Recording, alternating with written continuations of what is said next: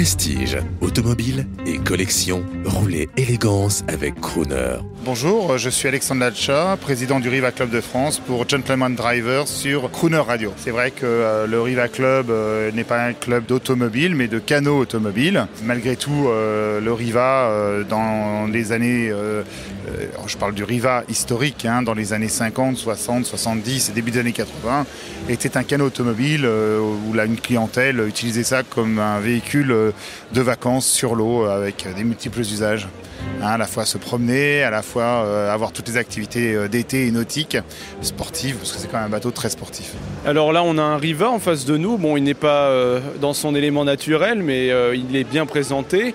Et on voit qu'il a quasiment le luxe d'une voiture anglaise avec ses boiseries magnifiques, ses compteurs. On a l'impression d'être dans une automobile. Est-ce que vous pourriez nous parler un peu de ce bateau? Quelle est sa motorisation, son modèle? Alors vous avez là un Riva Ariston, qui est un bateau exceptionnel, l'Ariston pour Carlo Riva, c'était le must, c'était le top du top, et on reconnaît avec cette ligne, ce qu'on appelle en tonneau à l'arrière, que c'est un bateau avec une esthétique absolument parfaite. Là vous avez, en 1964, le bateau était équipé d'un Chris-Craft 283, marinisé également par Riva.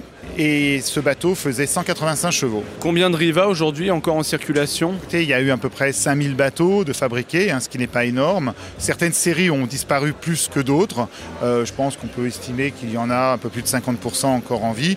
Mais évidemment, beaucoup de ces bateaux ont quitté la Côte d'Azur où ils étaient pour retourner là où ils sont nés, à savoir autour des lacs italiens, parce que la main-d'œuvre de restauration et d'entretien est la plus compétente. Comment on peut vous contacter? Vous avez un site web pour que nos auditeurs puissent rejoindre votre club? Nous avons un site internet, rivaclubdefrance.fr, mais également une page Facebook.